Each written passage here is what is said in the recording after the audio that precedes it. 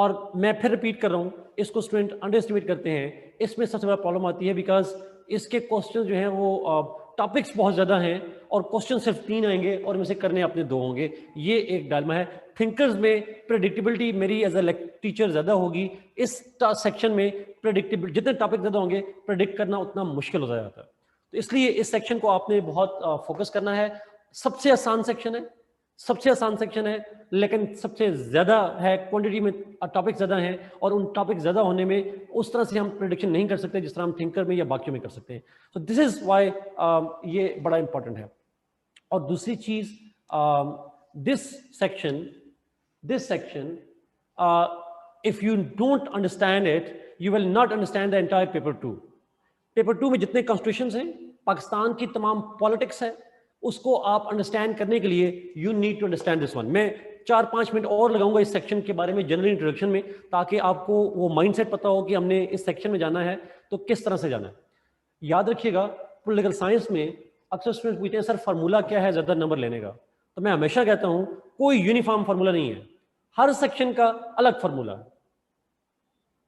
ये हमेशा याद रखिएगा बात, हर सेक्शन का अलग फार्मूला है। मैं थिंकर्स का फार्मूला बता चुका हूं, कॉन्टेक्स्ट लिखना है, कोट करना है, रेलेवेंट लिखना है, जो भी बातें थी हम बात कर चुके हैं। इस सेक्शन के अलग फार्मूलाज हैं, लेकिन इस सेक्शन की इंपॉर्टेंस बता रहा हूं। ज्यादा टॉपिक्स हैं, क्वेश्चन आसान होता है, अंडरस्टैंडिंग आसान है, लेकिन डिस्कशन बहुत लंबी है। और अगर आप देखें मज़ल हक की बुक में, क्योंकि इसके लिए मैंने मज़ल हक की बुक रिकमेंड की थी, तो उस बुक में अगर आप उठाकर देखें, एक टॉपिक पे 80 पेजेस लिखे हुए हैं, 80 पेजेस भी एक टॉपिक पे लिखे हुए हैं, समटाइम 40 पेजेस 30 पेजेस तो नॉर्मल लिखे हुए उसने। अब आप 30 पेजेस को तैयार तो कर नहीं सकते एक टॉपिक के ऊपर, और नंबर ऑफ टॉपिक्स भी बहुत ज्यादा है। इसलिए से अपनी क्वालिटी एक्सप्रेशन के वजह से आप पेपर में जितना टाइम होगा, जितना आप एक्सप्रेस कर सकते हैं, आप उसको एक्सप्लेन करेंगे। ये बात समझ आ रही है? मैं उनके जाऊं तो जा सकता हूं, लेकिन आपको मेन आइडिया दूंगा, मेन पॉइंट्स बताऊंगा, उनको आपने पेपर पॉइंट ऑफ व्यू से जितना एलेबोरेट, जितना आप स्पीड है अपने हिसाब से आप कर लीजिएगा। अब अगला सवाल जी, सिंपल, दैट्स इनफ। अच्छा, अगला पॉइंट, ये सेक्शन यहां पे इंपॉर्टेंट है, लेकिन इससे ज्यादा इंपॉर्टेंट है पेपर 2 के लिए। मिसाल देता हूं आपको छोटी सी। अगर आपने करंट अफेयर्स में, थोड़ा पाकिस्तान अफेयर्स में पढ़ा हो, तो आपने एक पढ़ा होगा कि जी 18th अमेंडमेंट से प्रोविंशियल ऑटोनॉमी बड़ी मैटर करती है। यस सर भाई, यस यू विल।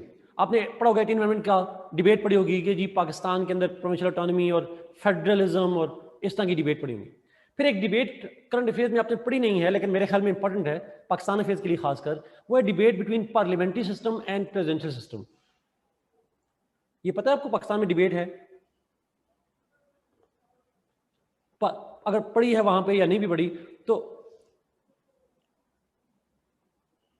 ओके, लेकिन यहां पे अगर नहीं भी पढ़ी तो यहां पे इंपॉर्टेंट है ये यहां पे, लेकिन वहां पे डिबेट आपने जनरल पढ़ी होगी। आज जब आप पॉलिटिकल साइंस में पढ़ेंगे तो यहां से पॉलिटिकल साइंस का नॉलेज आपको हेल्प करेगा।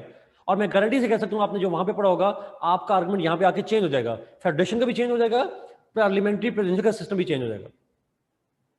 तो ये एक बेसिक आर्गुमेंट है, इसलिए प्लीज बड़ी इंपॉर्टेंट डिबेट है जिसपे हम बात कर रहे होंगे।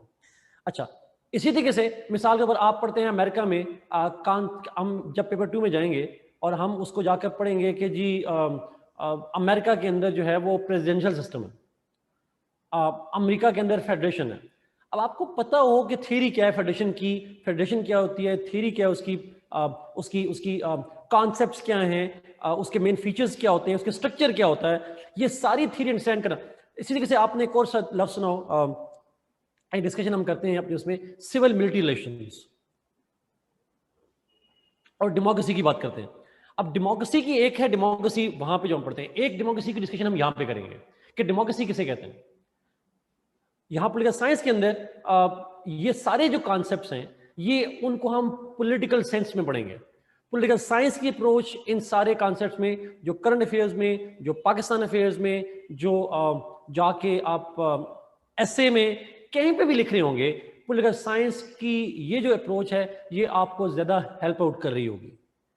इसलिए लाजमी ध्यान में रखिएगा, ये जो सेक्शन है, आप कह सकते हैं this section is a section, and if you don't understand it, I guarantee you, you will not be able to do good in paper 2.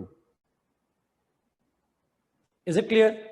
मैं इसे emphasize नहीं कर सकता, पेपर 2 आपके लिए 0 है if you don't understand this one.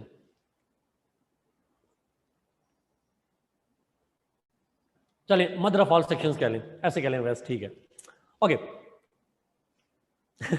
Anil guarantees मतलब ये था पॉलिटिकल साइंस की बेसिक चीजें जी, काफी है काशा, दैट्स इनफ, ट्रू। अब इसके अंदर मार्क्स गेनिंग टेक्निक्स, इसकी मार्क्स गेनिंग टेक्निक्स क्या है, नोट करें अपने पास, डिफरेंट है। One, the most important, in your answers you will have to define the concept about which question is asked. You will have to define the concept on which question is asked.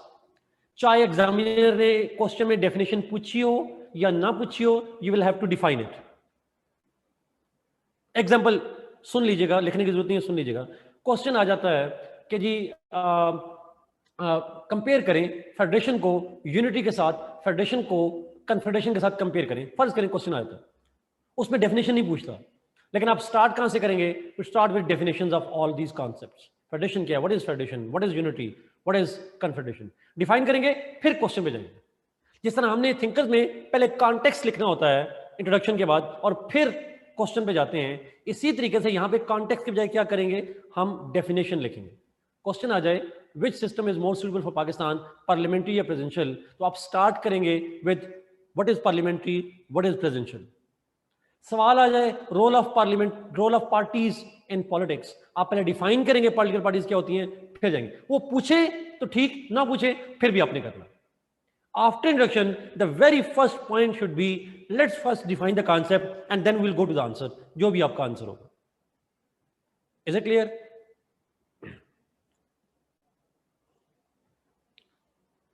अगला सवाल, definition किसकी लिखनी है, अपनी बनानी है या किसी ऑथर की लिखनी है? तो my argument is both. You will have to first take a writer's definition, किसी एक राइटर की डेफिनेशन उठानी है, और एक आपने फिलोसोफर बनना है और खुद डेफिनेशन देनी है। लेकिन आपने वो एक्चुअल फिलोसोफर बनना नहीं है, वो आपने उसी की रीफ्रेजिंग करनी है, आपने उसी को रीफ्रेज करके, आपने उसी को रिपीट करके तो आपने उसको लिख देना है किसी और अल्फाज में, सिंपल अल्फाज में। So you will write two definitions, one that of some expert author and second that of your own. और आप अपनी जब करेंगे वो एग्जैक्ट वर्ड जरूरी नहीं हो सकते, एक्सप्लेनेशन भी हो सकती है, जिस नरवा ने कहा आप एक्सप्लेन भी कर सकते हैं, एग्जैक्ट कोट अनकोट अपनी डेफिनेशन लिखने की जरूरत भी नहीं होती। लिखने तो ठीक, ना भी लिखें तो आप मुझे बता देना जी, based on my understanding this is what parliamentary system is, this is what it is. Is it clear? दो डेफिनेशन लिखनी है। और अगला पॉइंट, जो ऑथर की सबसे आसान तरीन डेफिनेशन लगे आपने वो लिखनी है। कोई पिक एंड चूज नहीं, ये ज्यादा अच्छी क्वालिटी वाइज अच्छी है, ये क्वालिटी वाइज बुरी है, नहीं, जो सबसे आसान, जिसका रट्टा आसान से लग जाए, आपने एक लाइन वाली, चार लाइन वाली वो डेफिनेशन। मुझे कोई डेफिनेशन याद नहीं होती, इसलिए मैं आपको कोई ऑथर की नहीं लिखूंगा, रीडिंग में लिखी हुई है सारी। तो जो आपको सबसे आसान लगे आपने वो डेफिनेशन लिखनी है उसकी। ओके, ये तो हो गया पहला point, first take away. Second, you need to, दो डेफिनेशन मस्ट है और उनको एक्सप्लेन करने की जरूरत नहीं है आपको, बस डेफिनेशन लिख दें सिंपली, बिल्कुल लिखना दे सकते हैं, दैट्स ट्रू। अच्छा, अगला सवाल, अगला सेकंड पॉइंट, और वो ये है कि जब आप इस कॉन्सेप्ट को लिखेंगे you will have to give examples from different states. You will have to write and you will have to give examples from different states, in different मुल्कों से आप एग्जाम्पल देंगे। फॉर एग्जाम्पल, पार्लियामेंट्री सिस्टम आ गया तो दुनिया में parliamentary system की एक दो एग्जाम्पल ले लेंगे आप। प्रेसिडेंशियल आ गया, दो तीन एग्जाम्पल ले लेंगे। फेडरेशन आ गया, दुनिया से दो तीन एग्जाम्पल। पब्लिक ओपिनियन, दो तीन एग्जाम्पल। सॉवरेनिटी, दो तीन एग्जाम्पल। पॉलिटिकल पार्टीज, दो तीन एग्जाम्पल्स।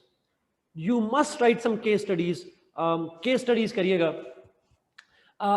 केस स्टडीज को बहुत एलैबोरेट नहीं करना, maximum 1 paragraph on the examples.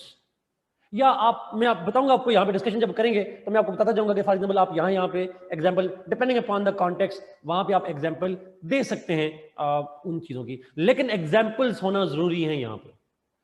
और करंट की भी हो सकती हैं, पास्ट की भी हो सकती हैं। करंट भी हो सकती हैं, पास भी, बट सिर्फ पाकिस्तान से एग्जांपल देना that's a bad thing. Pakistan से दे, बट सिर्फ पाकिस्तान से एग्जांपल नहीं देनी। You must take examples from other states. मैं क्लास में दूंगा और वो आपको समझ आ जाएगी। और आखिरी जुमला प्लीज, बड़ा इंपॉर्टेंट, मैं आपको एग्जांपल्स दूंगा और वो एग्जांपल्स दूंगा जो कि हम पेपर 2 में जिन कॉन्स्टिट्यूशंस को पढ़ना है, जिन स्टेट्स को पढ़ना है, उन्हीं में से दूंगा, ताकि आपको जब उनमें से एग्जांपल दूंगा तो वहां भी समझ आ जाएगी और यहां आप एग्जांपल भी लिख सकते हैं। So any state, but preferably जो कोर्स में है, ताकि या मैं भी एग्जांपल आपको कोर्स ही दूंगा, कोर्स से बाहर नहीं दूंगा, ताकि जो पेपर 2 में कोर्स में हमने चीजें पढ़नी है वो यहाँ एग्जांपल भी हो जाएगी, आपको थोड़ी समझ भी आ जाएगी। फॉर एग्जाम्पल पार्लियामेंट्री सिस्टम है, तो मैं आपको बता दूंगा कि जी हमारे कोर्स में ये पार्लियामेंट्री स्टेट्स हैं, वो एग्जाम्पल हो जाएंगे। फेडरेशन हैं, एग्जाम्पल हो जाएगी। पोलिटिकल पार्टीज पढ़ेंगे, उनमें से दे देंगे। लोकल गवर्नमेंट पढ़ेंगे, उनमें से दे देंगे। This is how I will. Example वो पूछे ना पूछे, आपने लिखनी है। If he ask or he does not ask, you will have to write the examples.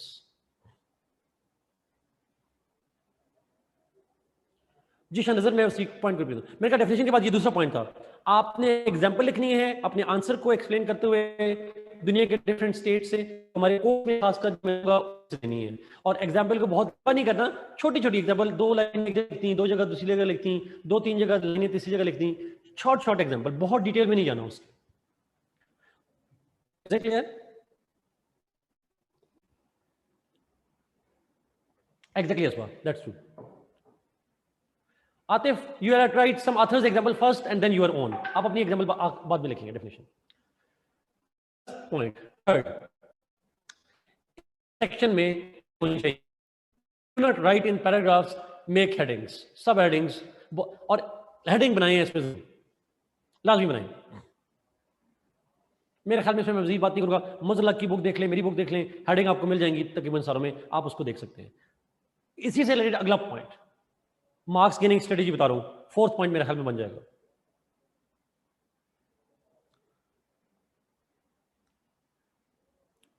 Example की कहां देनी है, इसकी आइडिया आपको हो जाएगा जब मैं लेक्चर दूंगा, आपको थोड़ा आइडिया हो जाएगा। अभी मैं बताऊंगा कुछ समझ, लेकिन आपने मेन बॉडी में एग्जाम्पल देनी है, और वो कहां पे देनी है वो सिनारियो पे डिपेंड करता है। मैं आऊंगा जहां पे एग्जाम्पल देते हुए।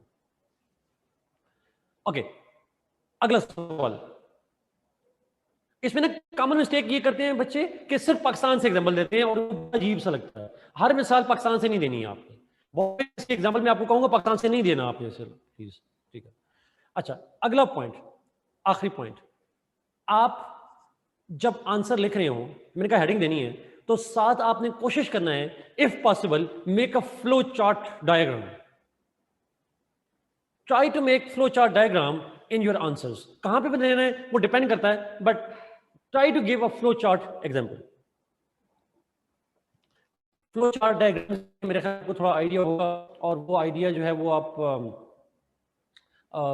अगर नहीं आइडिया तो आसान तरीका ये होता है कि आपने अक्सर देखा होगा डब्बे में डब्बे बने होते हैं, हम एरोज लगा के ये कर लेते हैं, इस तरह बना रहे होते हैं, नीचे बॉक्स बना रहे होते हैं बाज़ औक़ात। So you know somehow kind of आपने फ्लो चार्ट, मैप तो नहीं, स्टेट्स भी नहीं, सिर्फ फ्लो चार्ट डायग्राम्स देनी होती है। एक्सप्लेनेशन के लिए, एनालिसिस के लिए आप फ्लो चार्ट डायग्राम दे देंगे। ऊपर किसी ने आउटलाइन का पूछा था, आउटलाइन नहीं लिखनी जी आपने फ्लो चार्ट बनानी है।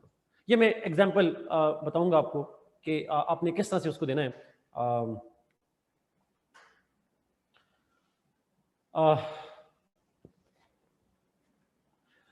इट्स ऑलवेज गुड जी, फ्लो चार्ट तो खैर तमाम में बना सकते हैं आप, फर्स्ट सेक्शन में बना सकते हैं, थिंकर्स वाले में भी, बाद में भी, बट आप यहाँ भी जरूर बनाएंगे, बिकॉज यहाँ पे जरा इंपॉर्टेंट पॉइंट होता है यहाँ पे करने का। अच्छा, कोटेशन का बाद बच्चे पूछते हैं कोटेशन ऐड करनी है कि नहीं करनी, तो मैं अक्सर कहता हूँ जब आप डेफिनेशन लिख रहे होते हैं तो वो कोट ही होती है। एक डेफिनेशन लिख दी, एक कोट होगी, आप और एक आध 2 कोट और भी ऐड करना चाहें तो आप कर सकते हैं, बट क्योंकि ऑलरेडी डेफिनेशन लिखेंगे तो एक कोट आपकी कम से कम आ जाएगी, और आप मजीद कोट ऐड करना चाहें तो आप जरूर ऐड कर सकते हैं। Quotations are good for all exams of CSS. CSS के तमाम पेपर्स में जहां तक मैं जानता हूं, quotations are always good, they are always always always good. So इसलिए यहां भी आप जरूर डाल दीजिएगा। एक भी बना सकते हैं, 2 भी बना सकते हैं, एक डेफिनेशन ऐड करें, 2 करें, 3 करें। फ्लो चार्ट डेफिनेशन 2-3 भी कर सकते हैं, फ्लो चार्ट 1 या 2, ज्यादा नहीं। शाहनजर को आवाज नहीं आ रही, बाकियों को आवाज आ रही है, किसी और को इशू तो नहीं आ रहा?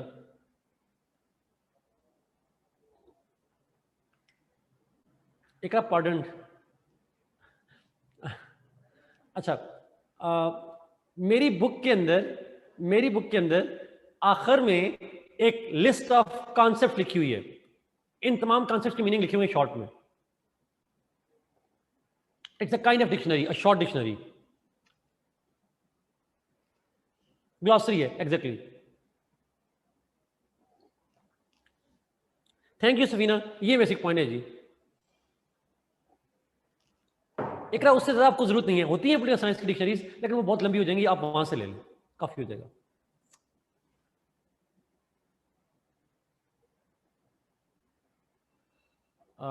शाहनजर कुछ कह रहे हैं, उनको शायद नहीं, शाहनजर वो आपके नेट का इशू आ रहा है, क्योंकि बाकी सबको इशू नहीं आ रहा। जी रबायत मिल जाएगी। ओके जी, शुड वी स्टार्ट? शाहनजर आपको मेरी आवाज आप बताइए जरा, आ रही है सही नहीं आ रही? आप डिस्कनेक्ट करके दोबारा ज्वाइन कर लें शाहनजर, एक दफा दोबारा ज्वाइन कर लें, रीज्वाइन करें, शायद आपको क्लियर हो जाएगा।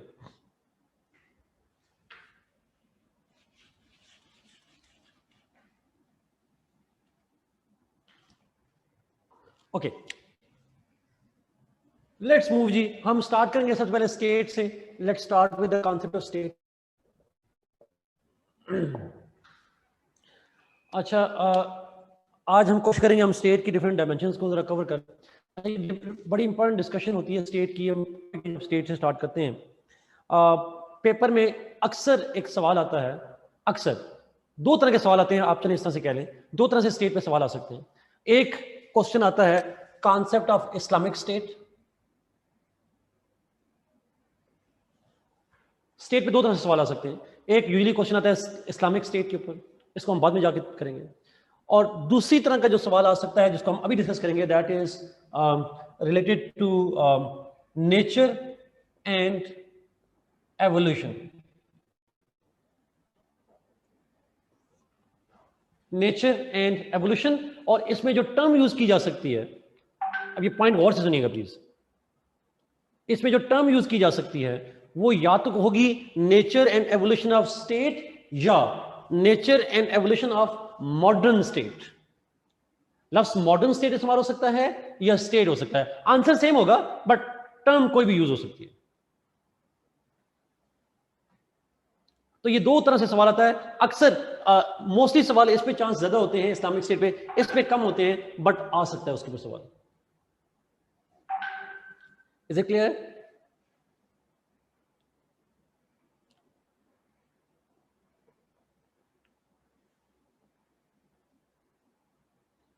जी मुस्तफा, ऐसा ही होगा, लेकिन आंसर में हम स्टेट के अंदर भी 1648 से ऑनवर्ड्स करेंगे, दोनों तरह से आंसर सेम ही करेंगे वेस्टफेलिया के बाद। एग्जैक्टली मुस्तफा, लेकिन अभी बच्चों को नहीं आइडिया, तो मैं सीधा कमेंट नहीं करूंगा मुस्तफा। जब मैं डिस्कशन करूंगा तो फिर मैं क्लियरली कर दूंगा कि यहां से आगे मॉडर्न स्टेट शुरू हो जाती है। But you are right, they are same. लेकिन अभी मैं इस पर बात नहीं करना चाह रहा, बिकॉज अभी हम डिस्कस करेंगे इसको, मैं अभी इसके ऊपर आऊंगा जाके। रफील आप ठीक है, दोनों सेम ही चीजें। जी जी, ऐसे ही है मुस्तफा। ओके, लेट्स स्टार्ट जी, let's start with the state. हम इस पॉइंट को, इस सेकंड वाले क्वेश्चन को पहले अटेम्प्ट करते हैं, फिर उस पे ऊपर आएंगे। वी विल ट्राई, हम दोनों आज कवर करेंगे, हम इस पे स्टार्ट करते हैं। जब हम डिस्कशन स्टार्ट करेंगे स्टेट की, तो कहां से शुरू करेंगे? वेयर टू स्टार्ट फ्रॉम, आपसे पूछ रहा हूं।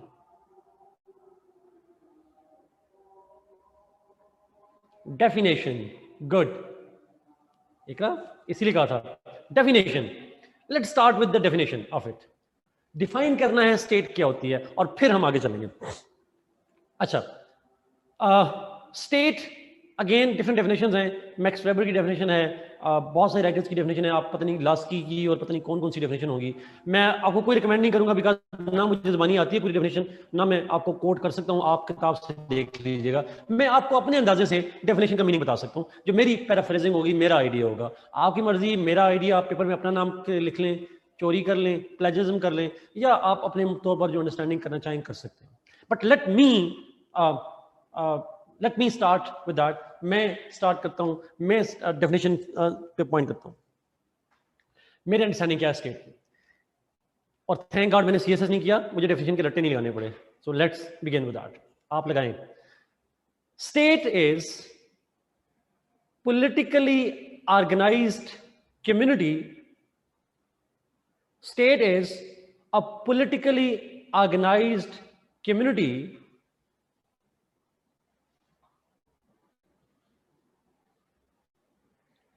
of people, and it's politically organized community of people within a defined territory, within a defined territory, governed by the sovereign, governed by the sovereign, full stop.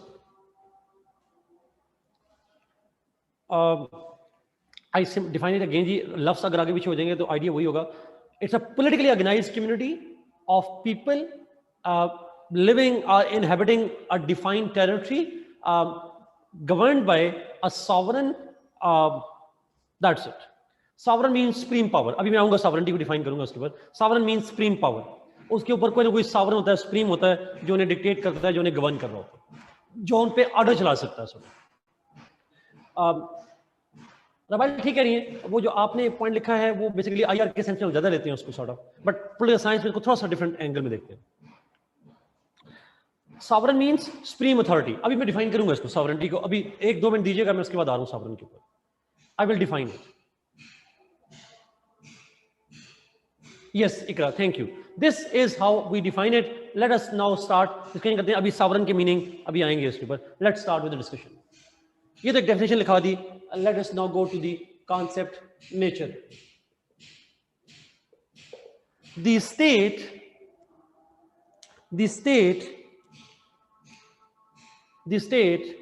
is, अच्छा example state की नाते बिल्कुल ठीक पूछा. आप स्टेट की example देंगे तो कौन सी एग्जाम्पल देंगे? पाकिस्तान, इंडिया, अमेरिका, अफ्रीका, जो भी मुल्क हैं सारों की मिसालें दे सकते हैं. आपको बताइए स्टेट कौन सी है. नेचर में state has been constructed on 4 main elements. There are 4 pillars, the 4 key elements of the state. आप लोगों को आइडिया होगा, यकीनन आइडिया होगा, बचपन से पढ़ते हैं. बताएं कौन कौन से होते हैं? पॉपुलेशन, आगे टेरिटरी, आगे गवर्नमेंट. ये आप पेपर में ना ऐसे ना लिखिएगा. पेपर में अक्सर बच्चे ऐसे लिख रहे होते हैं, कोई गलती होती है. पूरा गवर्नमेंट लिखना आपने. और डी सॉवरेनिटी. यस, ये 4 मेन, नहीं पॉवर्टी नहीं होती, 4 मेन एलिमेंट्स हैं स्टेट के. Population, territory, government and sovereignty. Briefly एक 2 लाइनों में मैं एक्सप्लेन करूंगा इसको, ज्यादा नहीं. ये मेरी डेफिनेशन है जी, ऑथेंटिक ऑथर में नहीं हूं, इसलिए मेरी डेफिनेशन ऑथेंटिक ऑथर वाली नहीं, मेरी अपनी जाती होगी.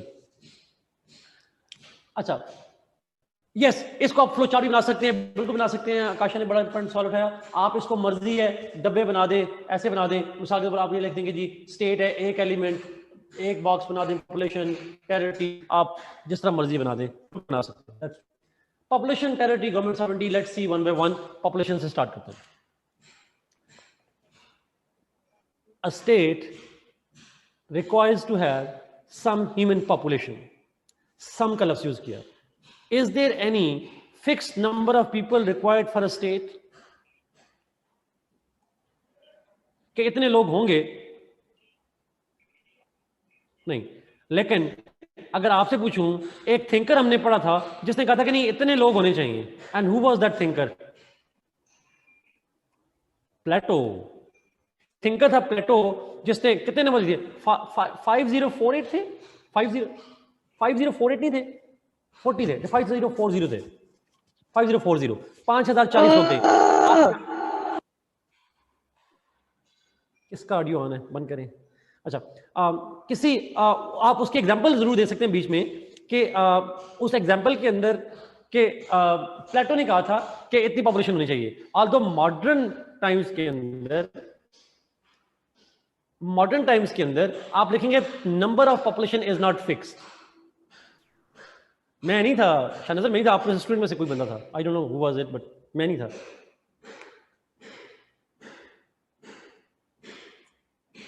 So now the point is आप ये सिंपल एक जुमला लिखेंगे, ज्यादा डिटेल में नहीं जाएंगे, शॉर्ट से एक जुमला लिखेंगे सॉर्ट ऑफ। अच्छा आगे चलते हैं। अच्छा कैन यू टेल मी, एक पॉइंट मुझे बताइएगा, can you tell me one thing कि जो पॉपुलेशन है वो किस चीज की पॉपुलेशन चाहिए? Whose population is needed? Humans की। हाँ ये लाजमी लिखिएगा please, human population, because population तो एनिमल्स की भी हो सकती है। So human population is needed. आप यहां पे एग्जांपल लिखेंगे, the state can have as small population as that of Vatican, may be Singapore, और it can be as large as China's, India's. वो पॉपुलेशन इतनी वेरी भी कर सकती है। बट क्या पॉपुलेशन ज्यादा वाली स्टेट को कुछ और स्टेट कहते हैं और पॉपुलेशन कम वाली को कुछ और स्टेट कहते हैं? Do we have separate terms for them? We don't. So it's a state, whether a small population or large population, there's no minimum number according to the modern times, or na hi koi maximum number hai. It can have 7 billion population or it can have 7 people. It doesn't matter at all. Number aapne paper mein nahi likhne ji. Numbers don't define statehood. There must be some population, but how much is not required in modern times, although Plato had fixed the number, etc. Territory. States also need a terrestrial land. State must have a terrestrial land. Without territory, there cannot be a state. मुझे कोई आप ऐसी state की मिसाल दें जो कि बगैर किसी सी के हो, एनी स्टेट विदाउट सी, जो सिर्फ लैंड ही लैंड हो। Any example? Afghanistan, central Asia, Russia का समुंदर है भाई, रशिया का समुद्र है, कार्स वगैरह हैं। अच्छा अगला सवाल, give me the name of any state that does not have the land, जिसकी जमीन हो ही ना, टेरेस्ट्रियल लैंड हो ही ना। मालदीव में लैंड नहीं है, वो जब चला जाएगा, अभी तो नहीं है, अभी तो नहीं है, वो जब जाएगा। इजराइल की लैंड है, बिल्कुल है, सिंगापुर की भी लैंड है। You can not have a state without having a land. Palestine is not a state. It's not recognized as a state. हम करते हैं with territory, हम कहते हैं ये territory और ये state है, but it is not a state. UN state recognize नहीं करती. You can't have a state without a territory. That's the basically that's the basic point. Yes. So territory is required. How much territory is required to have a state? Hamza ने कहा state of nature, ठीक है Hamza. How much exactly, it doesn't matter जी। no number is given, no fixed territory is required. Some states have small territories, so आप लिख सकते हैं state can be as small as maybe Singapore, Vatican, etc., or it can be as large as Russia or Brazil or US.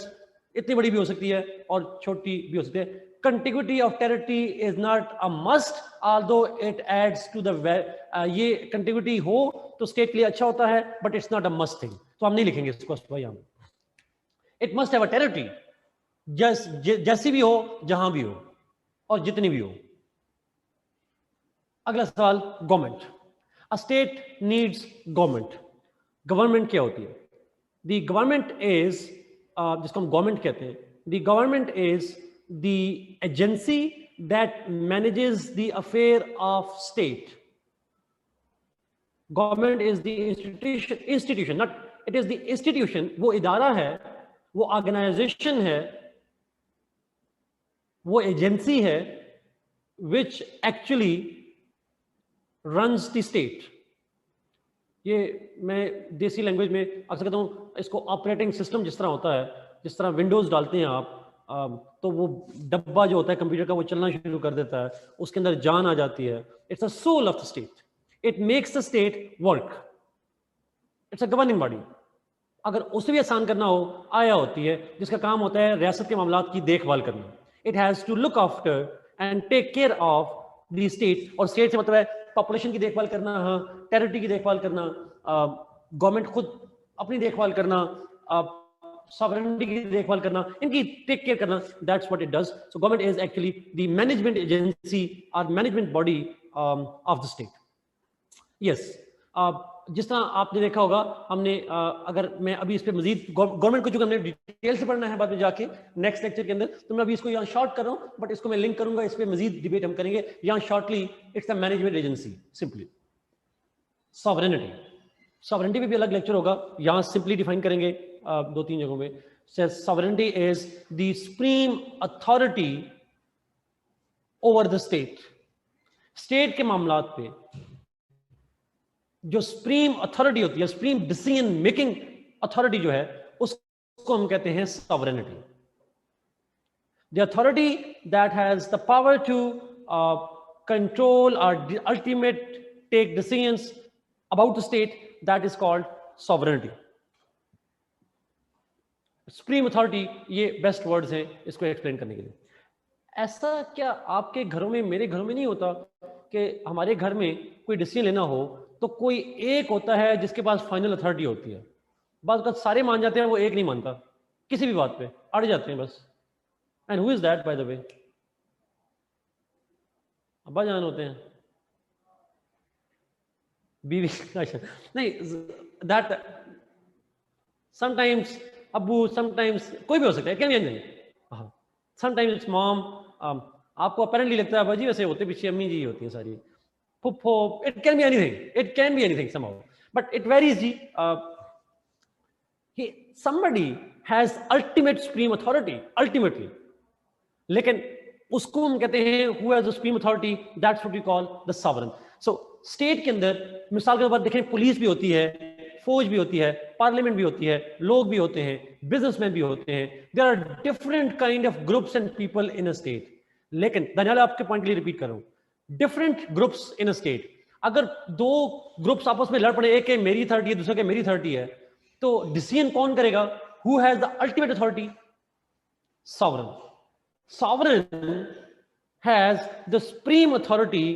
If it है, वो हर छोटी मामला में interfere नहीं करता, बट अगर issues remain unresolved, the final authority rests with the sovereign. तो sovereignty का होना जरूरी है. अगर सॉवरेन ना हो तो क्या होगा? अगर सॉवरेन अथॉरिटी ना हो तो फिर क्या होगा? chaos हो जाएगा. एक कहेगा मेरी अथॉरिटी है, दूसरी कहेगा मेरी अथॉरिटी है, डिफाइन ही नहीं होगा. It will be chaos, anarchy, conflicts, etcetera etcetera. देखिए, अब मैं इसको मिसाल दूं आपको छोटी सी. अब यहां पे आप मिसाल लिखिएगा. सॉवरेनिटी को हम डिटेल से पढ़ेंगे जाके. अगर हाफ्स और लाख की दफा और रूसों की दफा कॉन्ट्रैक्ट करके सॉवरेन ना दे तो क्या वहां पे क्यास खत्म होता?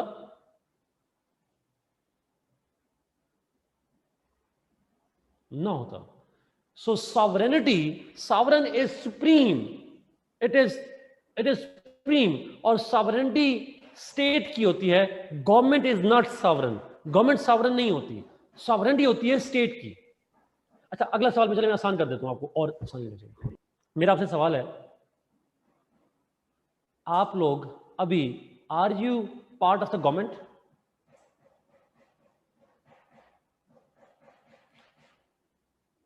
आप नहीं है. अगर सरकारी मुलाजिम नहीं है तो आप नहीं है. ब्यूरोक्रेसी, गवर्नमेंट में तो जाना चाहते हैं ब्यूरोक्रेसी में. अगला सवाल, are you part of state? इसका मतलब है कि, इसका मतलब ये हुआ कि जो आप हैं वो स्टेट का हिस्सा है. Not everybody, every person, every population of the state, not all of it is government. कुछ लोग गवर्नमेंट होते हैं. समझ आ रही बात की? अब सॉवरेन किसके पास है? Who has the sovereign authority? Who has authority? ये हर स्टेट ने डिफरेंटली डिफाइन किया हुआ है. आप एग्जांपल ले लें, पाकिस्तान. पाकिस्तान में हु इज सॉवरेन? हमारे आइन में लिखा है अल्लाह इज सॉवरेन, डिवाइन सॉवरेनिटी है, ये लिखा हुआ क्लियरली. सो इन सम स्टेट्स कहां पे कहा गया पार्लियामेंट्स आर सॉवरेन, कहीं पे कहा गया पार्लियामेंट सॉवरेन है. राफील प्रैक्टिकली नहीं बताना, जो थ्योरी में लिखा है बताना. Towards long, absolutely. अच्छा, कहीं पे अमेरिकन हैं, सॉरी अमेरिकन, कहीं पे पार्लियामेंट सॉवरेन है, कहीं पे मोनार्क सॉवरेन है, सफीना जैसा यूके का लिखा. कहीं पे मोनार्क की मिसाल ले रहे हैं तो नॉर्थ कोरिया की ले लें. कौन सॉवरेन है वहां पे? किम जोंग उन सब खुद ही सॉवरेन है। सऊदी अरेबिया में कौन सॉवरेन है? उसमें तो थ्योरी में लिखा हुआ है कि जी अल्लाह सॉवरेन है अगेन। तो कहीं पे फौज है जिसको जहां मर्जी कर ले, हर स्टेट ने अपना डिफाइन करना होता है। सॉवरेन होना जरूरी है, सॉवरेनिटी होना जरूरी है। वो किसके पास है, कौन है, ये वेरी कर सकता है from state to state, it varies, but sovereignty का होना जरूरी है। अगेन हम इसको बाद में डिटेल से पढ़ेंगे, बट ये 4 एलिमेंट्स हैं, these 4 elements are required for a state. ये 4 हम इसको नेचर ऑफ स्टेट कहते हैं sort of. Let us now move towards next point, which is the evolution of state. Evolution of state की बात करेंगे। यहाँ पे उन लोगों का भी क्वेश्चन हो जाएगा जो कुछ दिन 2-3 लेक्चर पहले या 1-2 लेक्चर पहले मुझसे पूछ रहे थे, ऑर्गेनिक कॉन्सेप्ट का पूछ रहे थे। तो ऑर्गेनिक कॉन्सेप्ट को भी हम डिस्कस करेंगे एवोल्यूशन में। Let me move this one.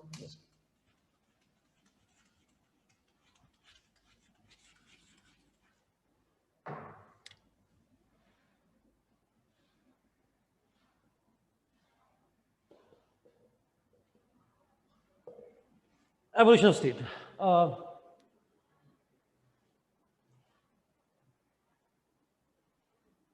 No Mariam, no no, अभी आप नेक्स्ट लेक्चर का वेट कीजिएगा। अभी आप इस पे कंक्लूजन ना बनाएगा, अभी आप इसके 1-2 लाइनें में रख लें। नेक्स्ट क्लास के अंदर हम गवर्नमेंट को डिटेल से बात करेंगे। State includes every person in the state, in the territory. It means sovereignty. State means territory. It means population. It means everybody. So वो लेकिन इसको आप नेक्स्ट क्लास पे वेट कीजिएगा, मैं उस पर एक्सप्लेन करूंगा।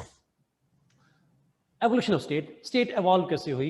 स्टेट का मतलब है सॉवरन था, जिसमें टेरिटरी थी, पॉपुलेशन थी, गवर्नमेंट थी, ये 4 एलिमेंट्स होते हैं। तो ये कैसे एवॉल्व हुई? अच्छा, अब अगला पॉइंट ये है कि एवोल्यूशन क्या होता है? What is evolution? हम इंसानों के अंदर एवोल्यूशन की बात करते हैं, हमें पता होता है व्हेन थिंग्स आर एवोल्यूशन में थिंग्स आर स्टैटिक और they are dynamic. They're always dynamic. They're never static. They keep on changing their conditions. They keep on changing themselves. उसके अंदर चेंज आती रहती है और वो उसको हम कहते हैं एवोल्यूशन। सो जब एवोल्यूशन होता है, आपसे 2-3 सवाल पूछ रहा हूँ क्योंकि आप मोस्टली साइंस के स्टूडेंट हैं, तो फिर उससे हम ब्रेक करेंगे। जब एवोल्यूशन होती है, can you give the date of change? इस डेट को एवोल्यूशन हुआ था। अगर आपसे पूछूं आप बच्चों से बड़े किस दिन हुए थे, can you give me the date? बड़े से बूढ़े कैसे होंगे? You can't give a date to that. It's a slow gradual process. It's a very slow, very gradual process and a continuous process. That's what state is. So state का evolution जो है, ये एक थ्योरी है, evolutionary theory इसको हम कहते हैं स्टेट की। लेकिन who is the founder of who is the founder of the concept of evolution state? हैं तो सोक्रेटिस ने भी कहा तो प्लेटो ने भी कहा था, but the first writer, the first philosopher to have given this concept was the Aristotle.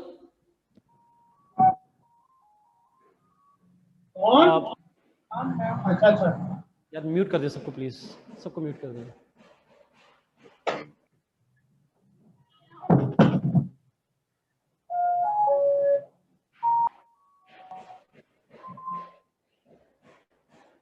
Okay,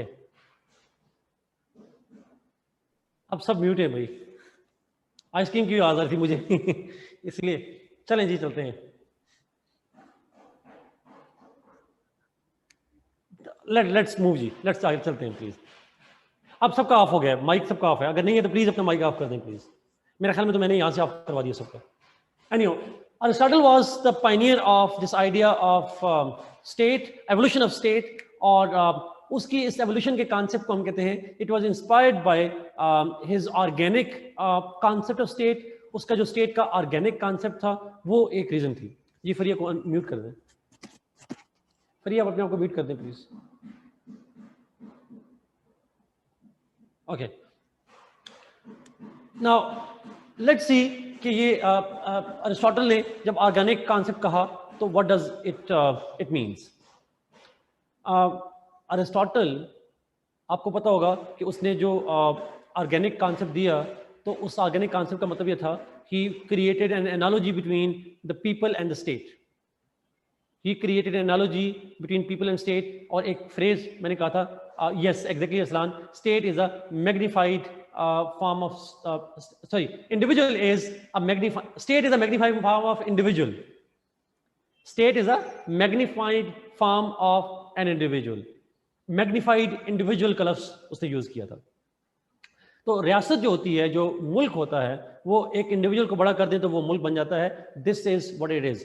अच्छा, यहाँ पे अगर आप स्टेट की एवोल्यूशन में डायरेक्ट स्टेट पे शुरू कर देंगे और अरिस्टोटल का रेफरेंस नहीं देंगे तो आप पॉलिटिकल साइंस में आपके मार्क्स कटेंगे. ये करंट अफेयर्स और पॉलिटिकल बाकी सब्जेक्ट में तो आप थिंकर को ना भी लिखे तो चल जाता है, बट यहाँ पे आपने इसको रेफरेंस लाजमी देना. It's a must thing. और मैं बहुत सारे टॉपिक्स ऐसे आएंगे जहां थिंकर्स को रिलेट करूंगा. यहाँ पे अरिस्टोटल के नजदीक स्टेट ऑर्गेनिक है, स्टेट इंडिविजुअल की तरह होती है. कोटेशन डाल दें, state is a magnified individual. क्यों कहा, फिर मैं उस पर नहीं आऊंगा, वो हम थिंकर में पढ़ चुके हैं. उसका बाप फिजिशियन था तो उसने इस वजह से कहा था. बट जो भी है, क्वेश्चन इज, अगर स्टेट ऑर्गेनिक है तो it must be evolving like organic things. आप और मैं ऑर्गेनिक हैं, हम लिविंग बीइंग्स हैं. और जो लिविंग बीइंग्स होते हैं वो ग्रो करते हैं, वो बड़े होते हैं, वो इवॉल्व होते हैं, और ultimately they are born, they die, और एक एवोल्यूशनरी प्रोसेस होता है, द प्रोसेस ऑफ चेंज. अगर स्टेट ऑर्गेनिक है then it must have the birth, it must have the growth, it must have the fall. उसका डिक्लाइन भी होता होगा, उसकी डेथ भी होती होगी. State must come and go, और ट्रांसफॉर्म भी होती होंगी एक फॉर्म से दूसरी फॉर्म के अंदर. Aristotle, because of his organic concept of state, believed that the state that existed during his time, Aristotle के जमाने में, yes, rise and fall of states, Aristotle के जमाने में स्टेट जो थी उसका पूरा नाम क्या था? What was the name of the state at that time? Nation state था, क्या नाम था उसका? It was called city state. It was called city state. Exactly. City state थी. The state consisted of a small city. एक small limited territory. लेकिन क्या पूरी दुनिया में ऐसा था या सिर्फ ग्रीस में ऐसा था? Was it everywhere or it was only in Greece? It was only in Greece, not in entire world. So Greece के अंदर था ये पॉइंट. तो इसलिए ग्रीस के अंदर कॉन्सेप्ट था सिटी स्टेट का. And because Greece was the most important part of the world in terms of knowledge and contribution, therefore हम कह सकते हैं कि दुनिया में जो प्रीडोमिनेंट था वो था सिटी स्टेट सिस्टम. तो अगर स्टेट ऑर्गेनिक होती है तो अरिस्टोटल के जमाने में जो स्टेट थी वो भी तो किसी एवोल्यूशन का प्रोडक्ट होगी, वो भी तो किसी उसकी यानी एक प्रीवियस फॉर्म भी होगी. और वो क्या थी? अरिस्टोटल ये कहता है that the most primary form of state is family. अब ये अरिस्टोटल कह रहा है, he is saying that the first embryonic form of state was the family. दुनिया की तारीख में जब पहली फैमिली बनी होगी, पहली फैमिली, और फैमिली से मतलब होता है it means the spouses and their children. आपके माँ बाप आपकी फैमिली का हिस्सा नहीं है, आपके बहन भाई आपकी फैमिली का हिस्सा नहीं है. आपकी फैमिली का हिस्सा होते हैं आपके स्पाउस और आपके बच्चे. They are part of your family. So the first couple that we had in this planet and their children, they were the first ones who established a family, and that family was the first state of its own kind. कैसे state है? Because there must be some population. Family है, 2, 3, 4 बंदे होंगे, मतलब husband wife या जो भी आप कह लें, कपल कह लें, और उनके बच्चे. अच्छा, second one is they must be living in some territory, वो कहीं ना कहीं टेरिटरी में भी रह रहे होंगे. Third one is they must have been governed, कोई रूल्स बनाए होंगे, कुछ डूज एंड डोंट्स डेवलप किए होंगे कि जी ये करना है और ये नहीं करना. काइंड ऑफ गवर्नमेंट थी जो मैनेजमेंट कर रही थी. एक बंदे ने एक काम करना होता था, दूसरे बंदे ने दूसरा काम करना होता था. They must have divided. जैसे माँ खाना बना रही होगी, maybe sort of, maybe बाप हंटिंग कर रहा होगा, बट तो एक they must have divided some functions among themselves. तो गवर्नमेंट एस्टैब्लिश की होगी. एंड अरिस्टोटल ये कहता है that there must be some kind of sovereign in them. कोई फैमिली में एक होगा जो सॉवरन अथॉरिटी रखता होगा, कि लड़ाई हो जाए, कॉन्फ्लिक्ट आ जाए, किसी एक की चलती होगी. Someone must have the ultimate authority. और सवाल ये था कि वो कौन हो सकता है, who could be the alpha of that family. अब यहां पे दो थ्योरीज है, एक है पेट्रियार्किकल, एक है मैट्रियार्किकल।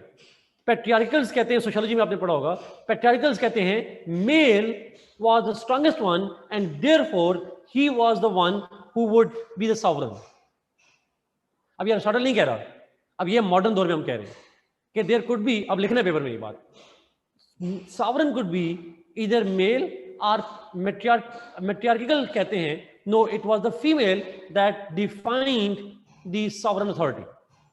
बट कोई भी हो, मेल हो या फीमेल हो, सावरन था। अगर सावरन होगा, पॉपुलेशन होगी, टेरिटरी होगी और गवर्नमेंट होगी, तो फिर वो क्या कहलाएगी? That would be called the state. So a state family was, the first family was the first state on this planet, having population, territory, governed by their rules and regulations, and a sovereign। sovereign पे patriarchal, matriarchal दोनों arguments। but Aristotle said, and we believe modern दौर में भी some theorists जिनको evolutionary theory कहते हैं, this theory says that over the period of time number of families increased। when the number of families increased, population grow करती गई, multiple families started establishing। so multiple families established one single political unit which is called clan। families बड़ी होके बनाया उन्होंने clan, सब tribe कह लें kind of. clan was a cluster of families, multiple families मिलकर clan बनाया उन्होंने, and clan was politically organized। politically organized से क्या मतलब था? पॉपुलेशन तो होगी, टेरिटरी तो होगी, बट पावर डिफाइन की होगी, power must have been defined. और पावर, सुप्रीम पावर जिसके पास होती है उसको हम क्या कहते हैं? The one who has ultimate power is called sovereign. Absolutely sovereign था। इस क्लैन को एक, इसके ऊपर एक सुप्रीम अथॉरिटी रखने वाला होगा। somebody must have the sovereign authority in that clan, and that clan was that sovereign could be male or female। patriarchal कहते हैं मेल था, matriarchal कहते हैं फीमेल था। this is the debate ji, but clan was the evolved form of the state। एक गलती तो मैं नहीं कहूंगा, मैं कहूंगा ब्लंडर जो स्टूडेंट्स मेक इज वो मैट्रियार्की को फेमिनिज्म समझते हैं। प्लीज, फेमिनिज्म और है, मैट्रियार्की और है, ये दो बिल्कुल चीजें, कंपैरिजन बनता ही नहीं है sort of. Is it clear? तो मैट्रियार्की पे रहिएगा, फेमिनिज्म ना लिखिए, मैं टेस्ट चेक करता हूँ, अक्सर बच्चों ने गलती लिखी होती है वो। अच्छा, so clan was a new form of state. Family बड़ी स्टेट थी पॉपुलेशन और टेरिटरी के लिहाज से, या clan which was a bigger one? clan which was more complex? clan is more complex than the family one। it was the simplest form, this is complex form। जो लोग आप में से बायोलॉजी के बच्चे हैं, जिन्होंने बायोलॉजी पढ़ी होगी, तो they would be relating it to cell से टिश्यूज और ऑर्गन्स, और उससे आप रिलेट कर सकते हैं। कॉम्प्लेक्स होती जा रही है स्टेट। अच्छा, क्लैंस ये मॉडर्न कॉन्सेप्ट भी है, अरिस्टोटल का कॉन्सेप्ट भी है। अरिस्टोटल ने सिर्फ इसके अंदर पेट्रियार्की और मैट्रियार्की का लफ्ज यूज नहीं किया, बाकी ये मॉडर्न कॉन्सेप्ट भी है और अरिस्टोटल का कॉन्सेप्ट भी है। लेकिन एक बात और रिपीट कर दूं, ये मॉडर्न का जब मैं लफ्ज यूज करूं, not every political scientist agreed. ये सिर्फ थ्योरी है, और थ्योरी में कुछ लोग बिलीव करते हैं, सारे नहीं करते। Clan is a cluster of families having a sovereign authority, and that sovereign authority could be male or female, but it has a sovereign authority and it's a new form of, or evolved form of state। clans grow karke, after some time clans grew and they turned into tribes। clans grow किए, population बढ़ती गई, और वो population बढ़ती गई और बढ़ के multiple clans इकट्ठे हुए and they got politically organized और tribe बना दिया। yes Ghulam, yes you can। tribe is a cluster of clans, politically autonomous and politically organized unit। tribe में clans भी हैं और clans के अंदर families भी हैं। so tribes have both family and clans, and the tribe had more population, they lived in broader territories, and they also had one sovereign. And that sovereign, कौन था ट्राइब का sovereign? जिसको हम chieftain कहते हैं, कबीले का सरदार कह लें, the Sardar, the head of the tribe, जो भी टाइटल था उसका. But those tribes were, each tribe was politically autonomous.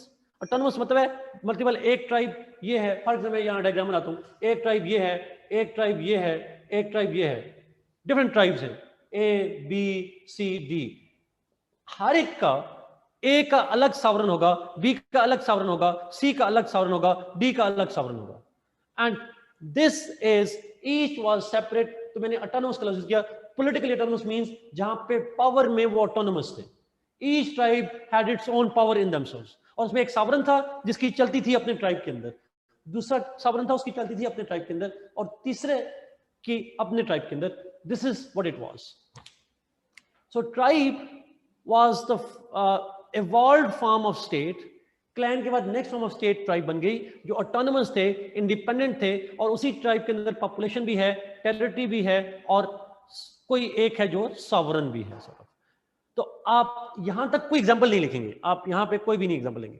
लेकिन सवाल ये है, मेरा आपसे एक सवाल है, मुझे सवाल का जवाब दीजिए. मुझे मीर शाहरुख के सवाल से याद आया, जब फैमिली से क्लैन बनी तो क्या family as a state existed?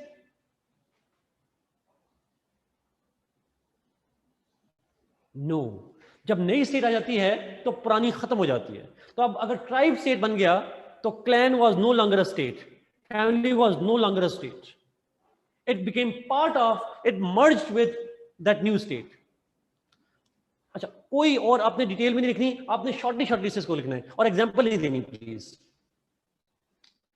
Tribe जब नई स्टेट थी, और इसमें एग्जांपल प्लीज नहीं देनी कोई भी उस वक्त के वाइकिंग की या बाकी, क्योंकि पेपर में आप नहीं लिखेंगे, उस पर फिर डिफरेंट थीरीज हैं आगे. ये जरूर बताना है आपने कि सॉवरन कौन था. सम से इट वाज मेल, सम से इट वाज फीमेल. बस ये एग्जांपल लिख देनी है, नाम नहीं लेने किसी के सॉर्ट ऑफ. अच्छा, tribes when they grew they formed city state. A city state was an evolved form of tribe. Tribe को करते रहे population में, और ultimately city state बनी. City state was a state consisting of multiple tribes living within a small territory, a small city.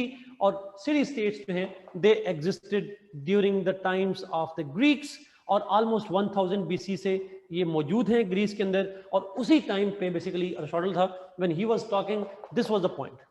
City state में भी, in city states too, there was population, there was territory, and there was government, and there was sovereign. मेरा आपसे सवाल है, Athens में who was the sovereign?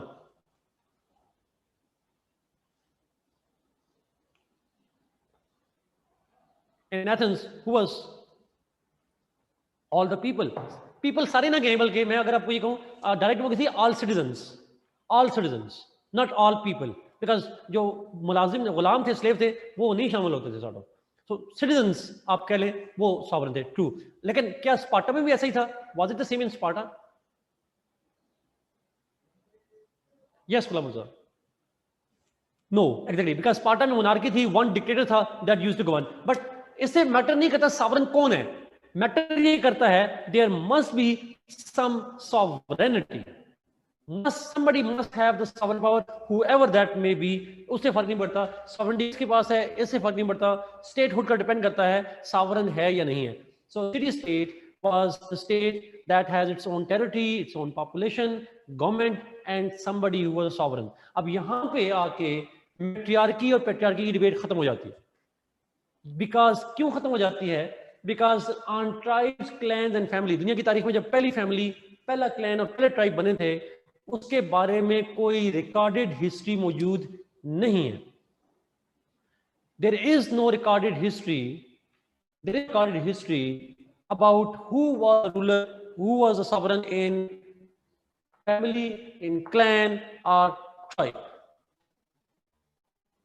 There is no record on that. वो assumed चीजें हैं, वो एज्यूम्ड है सारी चीजें।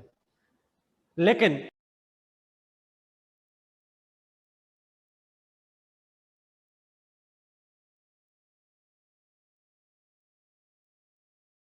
कि who is the sovereign and all that. Sovereign हमेशा यूनिफाइड होता है। सॉवरेनिटी, सॉवरेन जो है वो एक पर्सन भी हो सकता है, पर्सन हो सकते हैं, पर्सन पे मैटर नहीं करता, but it acts as one. Multiple लोग भी हों तो आपने पढ़ा होगा ना, वो कलेक्टिव नाउन का लफ्ज यूज करते हैं, it acts as a one, अगर मल्टीपल भी हो। So this is how it evolve. City state से ऑनवर्ड्स, अब अरिस्टोटल खत्म हो गया यहाँ पे आके। City states, after some time, they started evolving.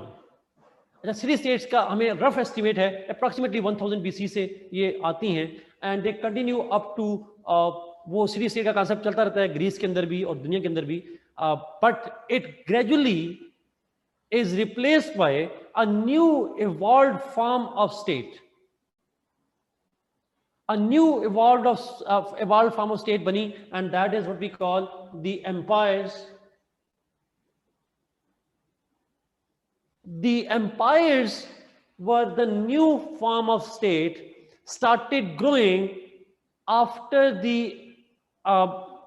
almost आप कह लें डेथ ऑफ अरिस्टोटल कह लें, बल्कि मैं ज्यादा प्रोवाइड करूं, just around the time period of the birth of Jesus Christ, ईसा अलैहिस्सलाम जिसको हम कहते हैं, उनकी पैदाइश से थोड़ा पहले से, just around 200 BC onwards, we see the establishment of the empires as new form of states. Yes, सारा ट्रू। सिटी स्टेट से इवॉल्व होकर एम्पायर बनना शुरू हुई just around the birth of Jesus Christ, ईसा अलैहिस्सलाम जिनको कहते हैं, और उनकी पैदाइश के वक्त के जमाने से दे started growing, turning into city state से ट्रांसफॉर्म होती हुई एम्पायर्स बनी। अब यहाँ पे सिटी स्टेट की एग्जांपल तो हमने देख ली, स्पार्टा की बात कर ली, एथेंस की बात कर ली। Let's give examples of early empires. Early empires कौन सी थी? अच्छा, अर्ली एम्पायर्स कौन सी थी? अगर मैं आपको एग्जांपल दूं, सो दे इंक्लूडेड फॉर एग्जांपल, आप मिसाल लिखेंगे तो आप सबसे पहली जो एम्पायर बनाने की कोशिश की वो थी अलेक्जेंडर द ग्रेट। अलेक्जेंडर की एम्पायर जिसको हम रोमन एम्पायर कहते हैं। फिर बाद में होली रोमन एम्पायर बनी, पर्शियन एम्पायर्स बनी, मुस्लिम एम्पायर्स बनी, and they started growing in the world. Empire क्या होती है? एम्पायर के फीचर क्या होते हैं? हमें सिटी स्टेट का तो पता है कि इसके अंदर जो सिटी स्टेट है उसका तो हमें पता है कि स्मॉल टेरिटरी है, छोटी टेरिटरी है, छोटी पॉपुलेशन है, बट एम्पायर्स के फीचर्स क्या थे? अब एस दैट्स ट्रू, आप ठीक कह रहे हैं, मैसिडोनियन एम्पायर थी, but that Macedonian empire get transformed into Roman empire, उसी से एक्सपेंड होकर बनी थी रोमन एम्पायर। एम्पायर्स और रोमन एम्पायर से बनी ओली रोमन एम्पायर, वो फिर क्रिश्चियन एम्पायर बन गई, सॉरी, फिर यूरोपियंस भी और मुस्लिम भी और बाकी सारी एम्पायर। लेट्स सी एम्पायर के फीचर्स के। An empire had large territories. अब ये फीचर लिखे इसके एम्पायर के। They had large territories, they had large population. Obvious बात है, टेरिटरी बढ़ेगी, पॉपुलेशन बढ़ेगी, large population, plus undefined borders. Undefined border से क्या मतलब है? आपके एम्पायर है तो बॉर्डर्स कहां तक हैं? दे में चेंज इन आवर्स, आवर्स में चेंज हो जाते हैं, नो डिमार्केशन एट ऑल। जैसे आपको आजकल दुनिया का मैप देखते हैं, यहां से यहां तक पाकिस्तान है, मैकमोहन लाइन और डेवरन लाइन और पता नहीं क्या, so there were no lines of empires at that time. They were undemarcated boundaries. It could continue to expand or shrink. ये हो सकता था। Next, the empires had flexible boundaries. Yes, Sabina, exactly. They had flexible boundaries. Flexible boundaries से मतलब ये है that the movement of people and goods across the borders was flexible. Visa issues exactly नहीं थे। आप कह लें फ्री ट्रेड होती थी, लिखिएगा नहीं, मैं वैसे बता रहा हूं। फ्री ट्रेड होती थी, शेंजन वीजा होता था सारों के लिए, so you could move around without borders. Porous नहीं, पोरस का लफ्ज़ इस्तेमाल नहीं करना, पोरस और चीज होती है। Boundaries were not fixed and people were allowed, the goods were allowed to move across the places from one empire to another empire without any restrictions। बगैर किसी रुकावट के गुड्स और लोग एक एम्पायर से दूसरी एम्पायर चले जाया करते थे, फ्लेक्सिबल बॉर्डर्स थे। And many of those, if not all, many of those empires were built on the religious ideologies. Not all, but many of those, predominant of those, were built upon the religious ideologies। Muslim empire, Holy Roman Empire, Christian empire, religion की बुनियाद पे mostly empires जो हैं वो govern कर रही होती थी। और आपको याद हो, मैंने क्लास में था, divine right of the king का कांसेप्ट आ गया था वहां पे क्रिश्चियंस के अंदर जी। बादशाह जो है वो डिवाइन राइट रखता है, अल्लाह ने उसको उनके जिस खुदा ने उनको इख्तियार दिया हुआ है। मुसलमान भी डिवाइन सॉवरेंटी की बात करते थे। सो एक religion based empires, not all but most of them. ये कुछ प्रिंसिपल्स थे empires, but gradually empires started giving way to, empires started transforming into what we call the modern state। The empires gradually started transforming into modern states। अब modern state से transformation कब हुई, ये evolution कब हुआ? This evolution started happening in 14th and 15th century in northern Italy, almost during the times of Machiavelli आप कह सकते हैं।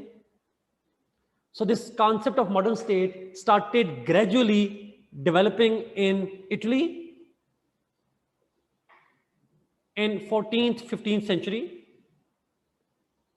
However, the turning point in the growth of modern states happened in 1648। The turning point in the growth of modern state happened in 1648 in Treaty of Westphalia।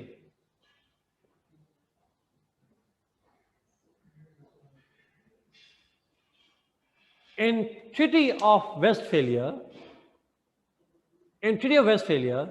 that was not the beginning of the nation state system।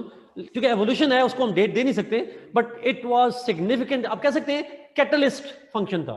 This treaty played the role of catalyst in the growth of modern state, but never say it, political science में ये कभी नहीं कहना कि it originated in treaty of Westphalia. It did not.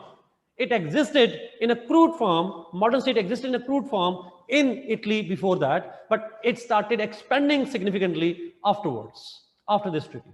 तो मैं catalyst का लफ्ज़ यूज कर रहा हूँ, ये आप किताबों में नहीं मिलेगा आपको, बट आप इसको कह सकते हैं। It is not the culmination of it, it is the push towards nation state। This treaty then pushed the idea of creating modern states and all that। Yes, it boosted catalyst। Catalyst कहते हैं वो element जो किसी process को तेज करता है। इस treaty के बाद मॉडर्न स्टेट का बनना तेज हुआ, मजीद बढ़ा, सॉर्ट ऑफ पहले से चला था बट उसको बूस्ट मिला कि जी मॉडर्न स्टेट होनी चाहिए। अब let's see what does it mean by modern state. अब उसे क्या कहते हैं, मॉडर्न स्टेट क्या है, how it is different from empire, empire से मॉडर्न स्टेट कैसे डिफरेंट है। बट मैं ब्रीफली सा इंट्रोडक्शन ये ट्रीटी का भी दे दूं। This treaty of Westphalia, it ended 30 years war in Europe। It ended a 30 years war in Europe between different empires, mostly on sectarian grounds। मैं हिस्ट्री तो नहीं बताऊंगा, मुझे ना आती है, बट मैं शॉर्ट से एक दो लफ्ज़ बताऊंगा। This treaty ended 30 years war in Europe, which was primarily, fundamentally a sectarian war between Protestants and Catholics। Holy Roman empire से शुरू हुई, यूरोप की बाकी एम्पायर्स शामिल हुई इसके अंदर।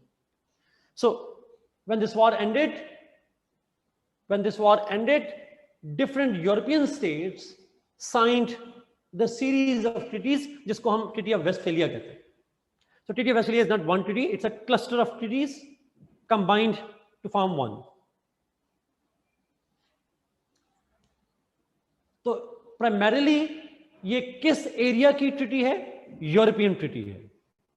It's a European treaty.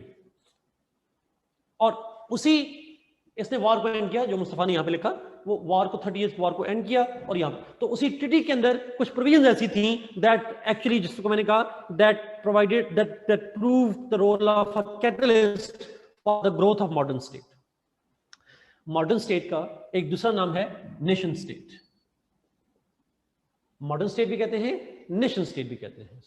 लेकिन आप मॉडर्न कह लें या नेशन कह लें, जो भी कह लें, होता है why it's called nation state. Let us see, हम इसको जरा एक्सप्लेन करते हैं क्यों कहते हैं. अच्छा, अब अगर क्वेश्चन आ जाए एवोल्यूशन ऑफ मॉडर्न स्टेट, तो अब आप यहां से शुरू करेंगे, यहां से शुरू करेंगे.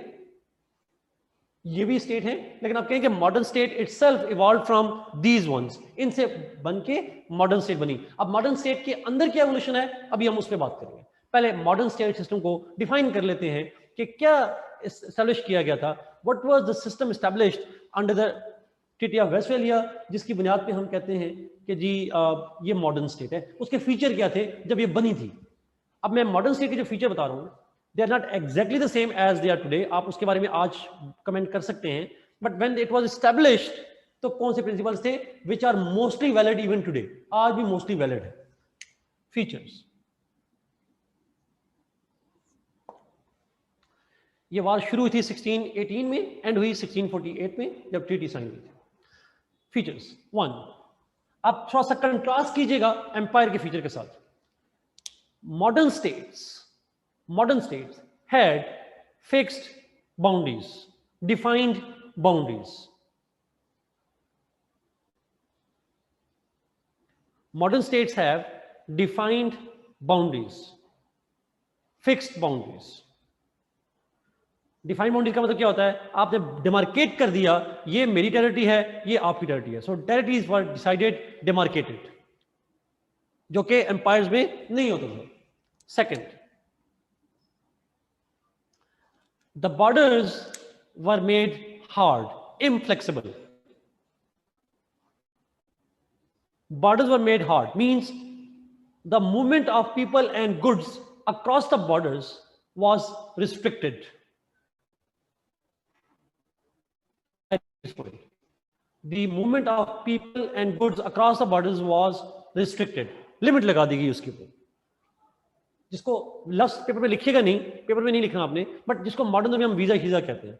बॉर्डर पे फौजें खड़ी कर दी, आप बॉर्डर से क्रॉस जाना चाह रहे हैं, आपको परमिशन चाहिए, so it was restricted.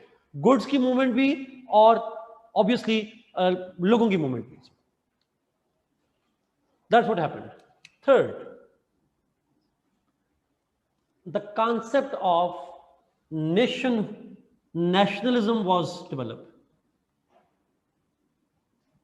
The concept of nationality, the concept of nationalism was developed. And how? अब ये सुनिएगा प्लीज, ये शायद सबसे कोर पॉइंट है. इस ट्रीटी में कहा गया कि every person who lives in the defined territory, जब टेरिटरी फिक्स कर दी गई, बॉर्डर डिमार्केट कर दिए गए कि ये हमारी टेरिटरी है, डिमार्केट कर दी गई, और उसने कहा इसके अंदर रहने वाले तमाम लोग, irrespective of their religion, irrespective of their caste, irrespective of their sect, irrespective of their language, etcetera etcetera etcetera, कोई भी लैंग्वेज हो, कोई भी रिलीजन हो, कोई भी सेक्ट हो, आप इस टेरिटरी के अंदर रहते हैं, then they were called nation. Then word nation was defined as people living in that defined territory of the state. एक स्टेट के अंदर रहने वाले तमाम लोगों को टाइटल दिया गया नेशन का. And that nation has a loyalty towards the state, not towards their ethnicity, not towards their sectarianism, not towards their religion, but to the submission is to the state. एक मुल्क की boundary में रहने वाले तमाम लोगों को क्या कहा गया? एक कौम, अ नेशन. चाहे मजहब कुछ भी हो, चाहे एथनिसिटी कुछ भी हो. अब अंडरस्टैंडिंग के लिए मुझे बताइएगा, पेपर में नहीं लिखना, अंडरस्टैंडिंग के लिए बता रहा हूं. पाकिस्तान की टेरिटरी के अंदर रहने वाले क्रिश्चियंस को क्या कहते हैं? What is there nationality? Pakistani. Muslims की क्या है? माइनॉरिटीज हैं बट हैं पाकिस्तानी। आप नेशनलिटी का जब खाना फिल करते हैं सीएसएस के एग्जाम के लिए, आईडी कार्ड के लिए, किसी भी जगह के लिए, नेशनलिटी में लिखते हैं पाकिस्तानी। क्रिश्चियंस क्या लिखेंगे? क्या नेशनलिटी का खाना और रिलीजन का खाना अलग नहीं होता? नेशनलिटी का खाना और होता है, रिलीजन का खाना और होता है। Muslims are also Pakistani, non Muslims are also Pakistani. Simple idea. अपने आईडी कार्ड चेक कर लें आप, उसमें या कभी फॉर्म फिल करें चेक कर लीजिएगा, रिलीजन का खाना अलग होता है, नेशनलिटी के खाने में सारे पाकिस्तानी, रिलीजन के खाने में आपके पास ऑप्शन होता है, आप जो मर्जी लिखना चाहें। तो यहां पे डिफाइन कर दिया गया कि नेशन क्या है? मजहब नहीं है। नेशन क्या है? Territory, common territory. एग्जैक्टली ये, और आपकी लॉयल्टी होगी टुवर्ड्स योर स्टेट, आपकी अल्टीमेट सरेंडर होगा टुवर्ड्स योर स्टेट। इसी को हम कहते हैं नेशनलिज्म। आप अपनी स्टेट के साथ अटैचमेंट फील करते हैं। This is the idea. अच्छा, इज इट क्लियर? ये पॉइंट समझ आ रहा है आपको? Okay, so is it not a secular birth of secularism? Modern nation state, our modern state is inherently fundamentally secular, means state serves citizens, and when it serves citizens it does not matter because all are nationals, चाहे वो सिख हो या वो Christian हो या मुस्लिम हो या हिंदू हो, all are nationals. For state everybody is equal. So secularism approach है, secularist approach है, that state will not discriminate on the basis of religion. Everybody who is living in the defined territory is part of the nation.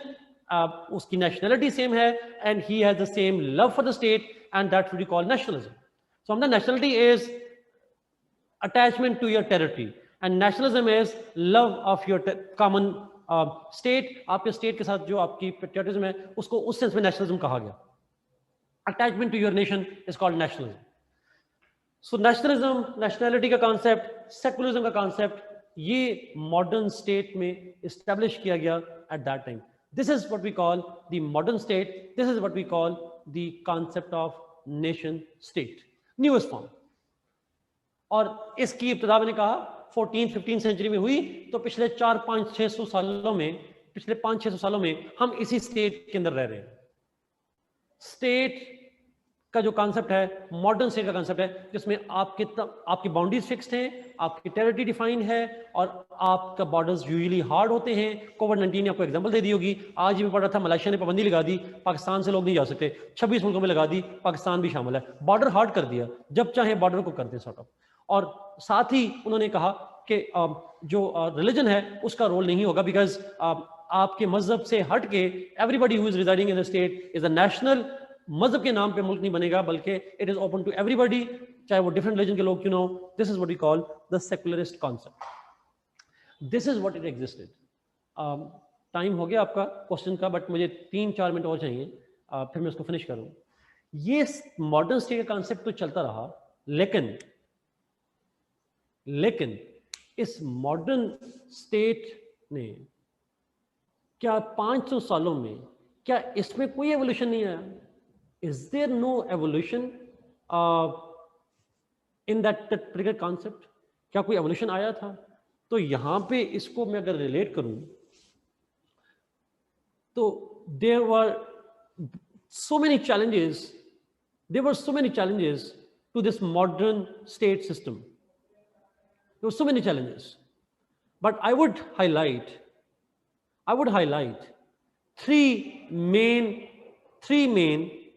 challenges to the modern state system. I repeat this point. There are three main challenges to the state system.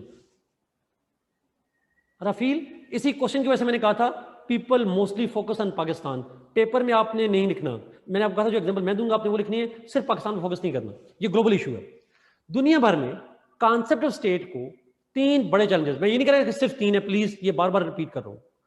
There are multiple challenges to the state system in modern times, और वो क्या है? 1,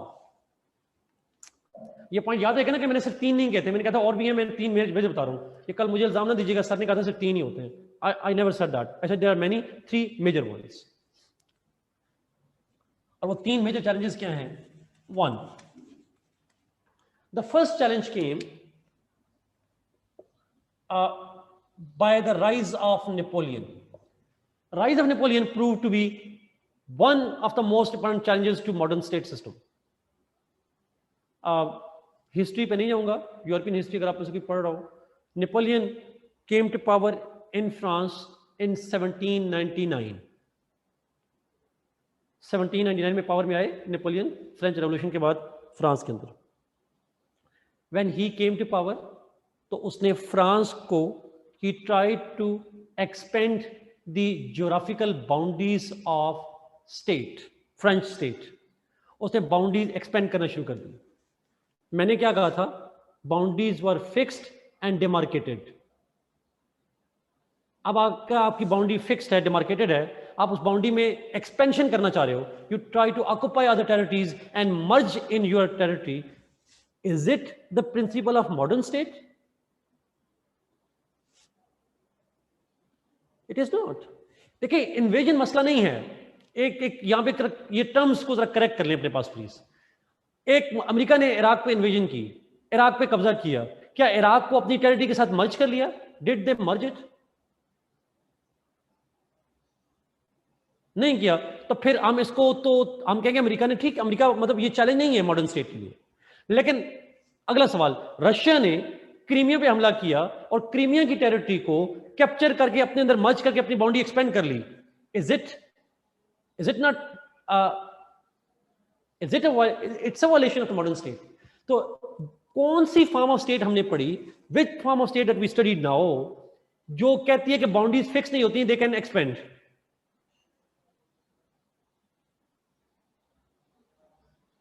Empires, exactly. So Napoleon tried to re-establish an empire, old system, old state, he wanted to re-establish it. तो उसने expand करने की कोशिश की. Napoleon annexed and captured the different European states. He expanded the boundaries. Lekin, was he able to revive the empire system? No. This challenge of Napoleon, when he tried to expand the French boundaries in Europe and re-establish the empire, he was confronted by the Europeans. Europeans ne alliance banaya, they confronted him and they defeated him. Napoleon was ultimately defeated by the Europeans, and the empire system of the France was defeated. So the first challenge to the modern state system came from France, but it was challenged and the nation state system was restored in 1815. 1815 में modern state system को restore किया गया in the famous treaty of, जिसका नाम है Congress of Vienna. अगर आप तो सुनाओ, in Congress of Vienna the modern state system was restored and the empire of France was disbanded. Concept of Europe भी कहते हैं, that's true. True. Congress of Vienna, concept of Europe, and ultimately empire system of France was abolished and the nation state system with defined boundaries, fixed boundaries was re-established. दूसरा बड़ा challenge आया Hitler से. The second major challenge came from Hitler in World War 1930s. कह लें in 1930s, what Germany started doing was 1936 precisely. Hitler तो 33 में power में आया था, बट एक्सपेंशन शुरू की उसने 1936 में. 1930s आप लिख लें पेपर में. 1930s में the Germany started expanding its boundaries. Hitler ने पहले मर्ज किया ऑस्ट्रिया को, फिर मर्ज किया चेकोस्लोवाकिया को, फिर पोलैंड को, फिर फ्रांस को, and so on and so fourth. करता रहा, वर्ल्ड वॉर 2 के दौरान भी करता रहा. It started capturing and annexing different territories in Europe. when Germany was annexing and expanding German boundaries, that was again a violation of the treaty and a rejection of the modern state system. And he was then defeated. Germany was defeated in the World War II by Allies. 1945 में Allies ultimately managed to defeat Hitler, and they destroyed his empire and they restored the modern state system. The third challenge and the last challenge was, the third challenge came from the globalization.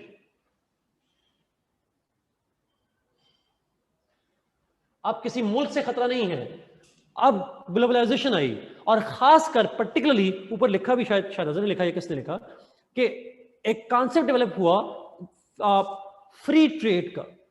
The concept of free trade started developing, the concept of visa free entry developing. Now in globalisation, states are not annexing others, but it has made borders irrelevant. EU is a classical example. It has blurred boundaries. It has made boundaries disappear gradually. Japan के लोग 180 मुल्क में बगैर visa के जा सकते हैं. Shenzhen में आप फ्रांस का वीजा लें, आप जर्मनी जा सकते हैं, आप 27 different states में जा सकते हैं. They even so much so that they started developing common parliament, they started developing common currency, foreign policy, etc., etc. So globalization has started making boundaries irrelevant. Facebook, आप India के साथ border पे लाखों फौजी खड़े हों, आप फेसबुक इंडिया वालों से बात कर लेते हैं, वेबिनार कर लेते हैं, आप टॉक्स कर लेते हैं. You can do all of those things. And globalization started making borders disappear, और एक ऐसा लग रहा था that a new form of state might emerge. आखिरी जुमला बोल रहा हूँ जी, last point है. However, because of various developments, this globalization is ending and borders are reappearing among states. अभी हम जिस दौर में रह रहे हैं, in the last few decades, एक दो दहाइयों से हमें नजर ये आ रहा है कि बॉर्डर्स दोबारा स्ट्रांग होते जा रहे हैं. और वो कौन सी दो तीन डेवलपमेंट्स हैं? एक डेवलपमेंट है because of war on terrorism. जब टेररिज्म फैला तो स्टेट्स ने क्या किया? बॉर्डर्स हार्ड किए या फ्लेक्सिबल रखे? What states did? They started making hard borders, ताकि कोई ऐसा ना हो टेररिस्ट आ जाए आम बंदे के बेस में. They started protecting there borders. और इसीलिए फिर आप देखा एंटी इमिग्रेशन पॉलिसी शुरू होगी कि जी माइग्रेंट्स को आना बंद करें, बिकॉज मसला बनता जा रहा है. दूसरी वजह बनी economic recession.